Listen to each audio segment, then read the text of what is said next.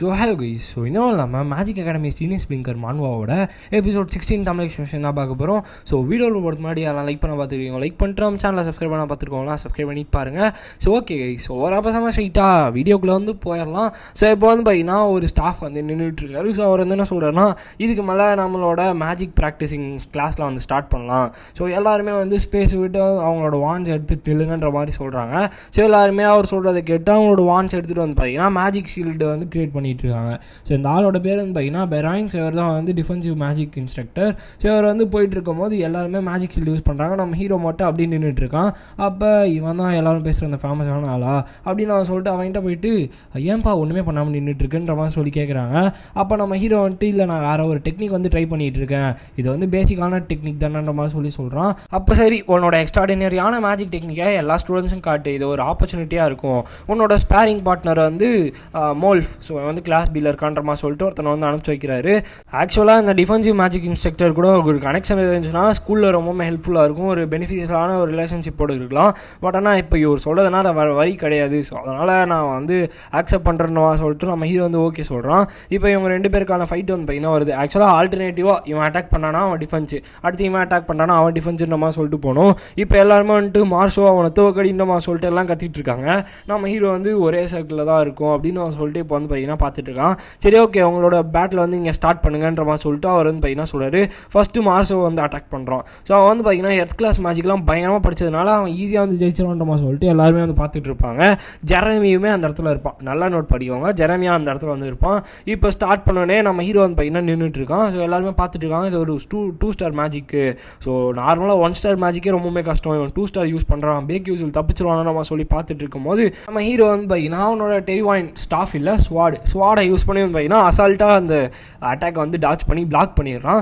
இல்லை இது வந்து வாய்ப்பு இல்லை, என்னோட மேஜிக்கே காணா போயிடுச்சான்ற மாதிரி சொல்லிட்டு பார்க்குறாங்க. ஸோ எப்படி வந்து அவன் மேஜிக் வந்து ஸ்வாடை யூஸ் பண்ணி கட் பண்ணான்ற மாதிரி சொல்லி பார்க்கும்போது தான் சொல்கிறாங்க, மானாக்கு பேசிக்காக ஒரு ஃப்ளோ வந்து இருக்கும். ஸோ அந்த ஃப்ளோவை நீங்கள் கரெக்டாக கட் பண்ணி அதை வந்து கட் பண்ணிங்கனாலே அந்த மேஜிக் வந்து காணாமல் போயிடும். ஸோ இந்த மாதிரி ஒரு எபிலிட்டி வந்து அவன் எப்படி அச்சீவ் பண்ணான்னு நம்ம சொல்லிட்டு அவனுங்களாம் நம்ப முடியல. ஓகே, நான் எக்ஸ்பெக்ட் பண்ண மாதிரி என்னோட ட்ரைனிங் வந்து பார்த்தீங்கன்னா பே ஆஃப் பண்ணிடுச்சுன்னு நம்ம சொல்லிட்டு நம்ம ஹீரோ வந்து பார்க்குறான். உன்னால் எப்படா என்னோட மேஜிக் வந்து நலிஃபை பண்ண முடிஞ்சு, உன்ன மாதிரி ஒரு காமனரால் எப்படி முடிஞ்சு, உன்னை வந்து நான் கண்டிப்பாக விட மாட்டேன் நம்ம சொல்லிட்டு அடுத்த அட்டாக் வந்து பார்த்தீங்கன்னா வந்து சார்ஜ் பண்ணுறான். அப்போ வந்து பார்த்தீங்கன்னா எல்லாருமே பார்த்துட்டு இருக்காங்க.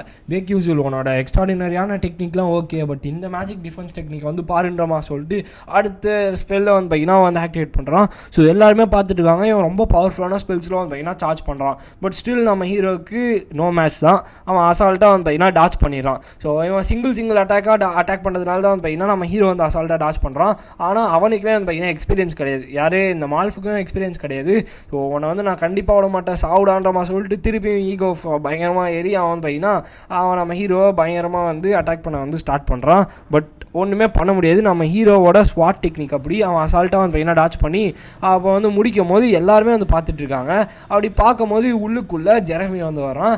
ஜெரமி வந்துட்டு லெக்சரர், நீங்கள் பண்ணுறது தப்பு, இவ்வளோ நேரமாக மால்ஃப் மட்டுமே தான் அட்டாக் பண்ணிகிட்டு இருக்கான், இது வரைக்கும் நீங்கள் பேக் யூஸுக்கான அட்டாக் சான்ஸே கொடுக்கல, நான் வந்து மாற்றி விடணுமா சொல்லிட்டு பேக் யூஸுக்கான அட்டாக் சான்ஸ் கொடுத்தோடனே நம்ம ஹீரோ அசால்ட்டாக வந்து பார்த்தீங்கன்னா தோக்கடிச்சிடுறான். ஸோ இவ்வளோ நேரமாக யாருமே கவனிக்கல. ஸோ ஆல்டர்னேட்டிவாக தான் ஃபைட் பண்ணும். இவன் அட்டாக் பண்ணனா அவன் டிஃபென்ஸ், அடுத்த அட்டாக் இவன் பேக் தான் பண்ணும். பட் ஆனால் அவனை பண்ண விடாமல் இந்த இன்ஸ்ட்ரக்டர் வந்து இந்த மாதிரி பண்ணார். ரீசன் என்ன, சப்போஸ் இந்த மால்ஃப் எதாவது பண்ணிட்டு தோத்துட்டானா இவருக்கு வந்து எதனா பிரச்சனை வந்துடும்ன்றதுனால. இப்போ வந்து பார்த்தீங்கன்னா நம்மளோட ஜெரமியை பற்றி காட்டுறாங்க. இவர் வந்து ஆக்சுவலாக ஸ்கால்வன் எம்பையரோட க்ரௌன் பிரின்ஸு. ஸோ எப்படி வந்து க்ரௌன் பிரின்ஸாக மாறினாருன்னா அவரோட பிரதர்ஸ் எல்லாரையும் வந்து சாவர நிலைமைக்கு அடித்து போட்டு தான் வந்து பார்த்தீங்கன்னா அவர் இந்த வயசுலேருந்து இந்த மாதிரி மாறி இருப்பார். ஸோ அந்த மால்ஃப் வந்து பார்த்தீங்கன்னா அந்த ஸ்கால்வன் ஜெரமியோட கிங்டமை சேர்ந்தால் தான். ஸோ ஒரே ஒரு கிளிப் நான் ஆட் பண்ண மறந்துட்டேன். ரீசன் என்ன, நிறைய காப்பிரைட் வரதுக்கான பிரச்சனை இருக்குது இந்த மான்வால். ஸோ அதனால் என்ன கிளிப்னா, ஜெரமி வந்து பார்த்தீங்கன்னா கொஞ்ச நேரம் கழிச்சு அந்த மால்ஃபை கூப்பிட்டு போய் செம்மடி அடிப்பான், தனியாக வச்சு அடிச்சு விட்டு அவனை வந்து பத்திரமா பார்த்துக்கோன்னு ஒரு பொண்ணுக்கிட்ட வந்து பார்த்தீங்கன்னா விட்டு போயிடுவான். ஸோ அதை வந்து என்னால் ஆட் பண்ண முடியல. ஸோ இப்போ வந்து பார்த்தீங்கன்னா நம்மளோட ஃப்ளேம் வந்து காட்டுறாங்க. ஃப்ளேம் வந்து கிளாஸில் இருக்கும்போது நிறைய பேர் வந்து பார்த்தீங்கன்னா பேக் யூஸில் பற்றி பேசிட்டு இருக்காங்க. ஃப்ளேமுக்கு வந்து வெறுப்பாகுது, ஏன் அவனை பற்றி எல்லாரும் பேசுகிறாங்க அப்படின்னு அவன் சொல்லிட்டு ரொம்ப வெறுப்பாகுது. இப்போ ஆல்கெமி டீச்சர் வந்து காட்டுறாங்க. இருக்காங்க. இவங்க தான் வந்து மெய்சன். ஸோ இவங்க வந்து ரொம்பவே ஸ்ட்ரிக்டான ஒரு ஆள். ஸோ உங்களால் ஃபோக்கஸ் பண்ணிங்கன்னா மட்டும்தான் இந்த ஆல்கெமி கிளாஸை வந்து கம்ப்ளீட்டாக உங்களால் முடிக்க முடியும் அப்படின்னு நான் சொல்லிட்டு இந்த போர்ஷன் ரெடி பண்ணுறதுக்காக சொல்லி கொடுத்துட்ருக்காங்க. ஸோ இன்றைக்கி நீங்கள் வந்து பார்த்தீங்கன்னா டயன் ஃபைட்டிக் ரெக்கவரி போர்ஷன் வந்து கிரியேட் பண்ண போகிறீங்கன்ற மாதிரி சொல்லிட்டு அவங்க வந்து சொல்லி கொடுத்துருக்காங்க. இந்த கிளாஸ் எனக்கு சுத்தமாக பிடிக்காது, வெறுப்பாக இருக்கும், ஒரே ஒரு தப்பானாலும் மொத்தமாக முடிஞ்சிடும் அப்படின்னு நான் சொல்லி பார்த்துட்ருக்காங்க. அப்படியே வந்து பார்க்கும்போது அந்த அல்கெமி டீச்சர் வந்து பார்த்தீங்கன்னா ஒருத்தவங்களை வந்து திட்டிகிட்டு இருப்பாங்க. ஸோ அவங்களோட பேர் அத்லெட்டிக்கா. ஸோ அவங்கள வந்து பார்த்தீங்கன்னா திட்டிகிட்டு இருப்பாங்க. நீ இந்த மாதிரி கொஞ்சம் மிஸ்டேக் பண்ணனாலும் உன்னை எப்படி நீ வந்து அல்கெமின்னு கூப்பிடு அப்படின்னு நான் சொல்லிட்டு அவங்க வந்து திட்டிகிட்டு இருக்கும்போது இந்த இடத்துல ஃப்ளேம் வந்து பார்த்துட்ருக்காங்க. இந்த ப்ரொஃபஸர் மெய்சன் வந்து ஒரு நாள் பயங்கரமான வேலையை வந்து காட்டுவாங்க, அதுக்கு முன்னாடி நான் வந்து ப்ரிப்பேர் ஆகணும் அப்படின்னு அவன் சொல்லிட்டு அந்த பையனாக பார்த்துட்டு இருக்காங்க. ஸோ ஸ்க்ரீன் அந்த பக்கம் இருக்காங்க இல்லையா, அந்த எல்லோ ஹேர் மாதிரி. ஸோ அவங்க தான் வந்து பார்த்தீங்கன்னா அத்லெட்டிஷியா. ஸோ இவங்களுமே வந்து அவங்க கூட ஒர்க் பண்ணுற ஒரு ப்ரொஃபஸர் மாதிரி. நம்ம ஃப்ளேமுக்கு வந்து இந்த கிளாஸ் சுத்தமாக பிடிக்காது. இன்னொரு பக்கம் வந்துட்டு இந்த பேக் யூஸ் என்ன பண்ணுறான்னு சொல்லி பார்த்தா அவன் வந்து ஏதோ இன்ட்ரெஸ்டிங்காக ரொம்ப சந்தோஷமாக வந்து ஏதோ பண்ணிட்டு இருக்கான், பார்க்க ஏதோ வில்லத்தனமாக இருக்குன்ற மாதிரி சொல்லிட்டு ஃப்ளேம் வந்து பார்த்துட்டு இருப்பாங்க. அவன் வந்து பார்த்தீங்கன்னா ஆக்சுவலாக எனக்கு இந்த பேக் யூஸ் சொல்லிட்டு ரொம்ப பிடிச்ச விஷயமே இதுதான். சொல்கிறத தாண்டி நிறைய விஷயங்களை பண்ணுவான். ஸோ அவங்க வந்து ஒரு சில இன்க்ரீடியன்ஸ் மட்டும் தான் ஆட் பண்ண சொல்லியிருப்பாங்க. தலையை வந்து இல்லாத இன்க்ரீடியன்ஸ்லாம் உள்ளே வந்து ஆட் பண்ணியிருப்பான்.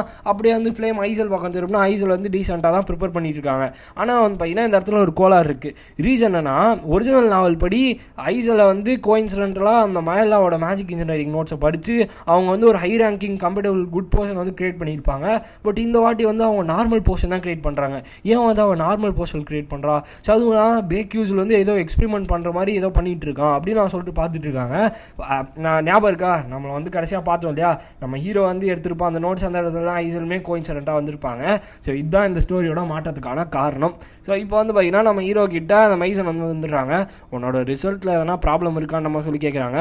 இல்லை ஆனால் நான் பண்ணுறதே கரெக்டான மெத்தட் தான், நான் நிறைய இன்க்ரீடியன்ஸ் ஆட் பண்ணி இது பண்ணிகிட்டு இருக்கேன். ஸோ நீங்கள் பண்ணதை விட ரொம்பவும் எஃபெக்டிவாக இருக்குன்ற சொல்லி பேசும்போது அவங்களுக்கு பயங்கரமான கோவம் வந்து பார்த்தீங்கன்னா வருது. அப்போ ஃப்ளேம் தூரத்துலேருந்து பார்க்குறாங்க. ஆக்சுவலாக பேக் யூஸில் வந்து ஐசல் கிரியேட் பண்ண வேண்டிய போர்ஷனை நம்ம ஹீரோ வந்து பார்த்தீங்கன்னா கிரியேட் பண்ணியிருக்கான். ஸோ அதனால் இதுக்கு எப்படி வந்து சான்ஸ் இருக்குது, இது எப்படி நடந்துச்சுன்னு நம்ம சொல்லிட்டு அவங்களால நம்ம முடியல. ஸோ இந்த இடத்துல இந்த எபிசோட் நம்ம வந்து எண்ட் பண்ணிக்கலாம் கைஸ். ஸோ இந்த செஷன் வந்து ஸ்கிப் பண்ணாதீங்க, இதில் நான் தெளிவாக உங்களுக்கு வந்து மொத்த விஷயத்தையுமே புரிய வைக்கிறேன். ஸோ என்ன மேட்டர்னா, இப்போ நம்ம ஹீரோ இருக்கான் பார்த்தீங்களா, ஸோ அவன் வந்து ஐசல் கிரியேட் பண்ண வேண்டிய போர்ஷனை வந்து கிரியேட் பண்ணியிருக்கான். ரீசன் என்னன்னா, அவன் மேலே நோட்ஸை வந்து அக்வயர் பண்ணியிருப்பான். ஸோ அதனால் வந்து பார்த்தீங்கன்னா அவனால் அதை கிரியேட் பண்ண முடியுது.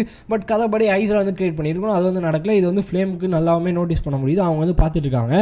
இன்னொரு பக்கம் நம்ம ஸ்டார்டிங்கில் பார்த்தோம் இல்லையா, அந்த வெராயின்ன்ற அந்த இன்ஸ்ட்ரக்டர் வந்து பார்த்தீங்கன்னா அவன் வந்து தோற்றக்கூடாது, தோத்தா இவர் வந்து காஞ்சிருவாருன்றதுனால அவனுக்கு வந்து அட்டாக் சான்ஸே கொடுக்காம மால்ஸ்க்கு மட்டுமே அட்டாக் சான்ஸ் கொடுப்பாரு. இதை வந்து ஜெரமி நோட் பண்ணி இது வந்து தப்பு அப்படின்னு அவன் சொல்லிட்டு உள்ளே வந்துடுவான். உள்ளே வந்தோன்னா நம்ம ஹீரோக்கு போட்டோன்னே ஒன் ஷாட்லேயே நம்ம ஹீரோ வந்து பார்த்தீங்கன்னா வந்து முடிச்சு விட்ருவான். ஸோ இதனால ஜெரமிக்கு பயங்கரம் வரும், ஏன்னா அவனை கிங்டமோட சேர்ந்தவன் இந்த அளவு வீக்காக இருக்கானேன்னு சொல்லிட்டு. அதுவும் இல்லாமல் இன்னொரு பக்கம் நம்ம ஹீரோ மேலேயும் ஜெரமிக்கும் ஒரு கண்ணு வந்து பார்த்தீங்கன்னா இருக்கும். இந்த விஷயத்தை நல்லா தெளிவாக சொல்ல முடியல, அதனால தான் லாஸ்ட்டில் வந்து சொல்கிறேன். இந்த மாதிரி இந்த கிளிப் வந்து நீங்கள் எப்போவுமே மிஸ் பண்ணாதீங்க, நான் நிறைய டீட்டெயில்ஸ் வந்து இந்த இடத்துலையுமே எக்ஸ்பிளைன் பண்ணுவேன். ஸோ மெயினாக வந்து இந்த ஜெரமியோட கண்ணு பட்டுச்சுன்னா நிம்மதியான வாழ்க்கையை வாழ முடியாதுன்ற மாதிரி சொல்லிட்டு ஒரு பொண்ணு வந்து நடுவில் பேசிகிட்டு இருப்பாங்க. ஸோ அவ்வளோதான் கைஸ், என்னால் முடிஞ்ச அளவுக்கு நான் ஃபுல் டீட்டெயில்ஸில் வந்து எக்ஸ்பிளைன் பண்ணிட்டேன். ஸோ இன்னொரு விஷயம், எந்த மான்வா போட்டாலுமே காப்பிரைட் வந்ததுக்கான வாய்ப்பு இருக்குது. ஸோ அதனால வந்து பார்த்தீங்கன்னா கொஞ்சம் இமேஜ் ஒரு சில இடத்துல கட் பண்ணி தான் ஆகணும். ஸோ அதனால் கொஞ்சம் அட்ஜஸ்ட் பண்ணிக்கோங்க.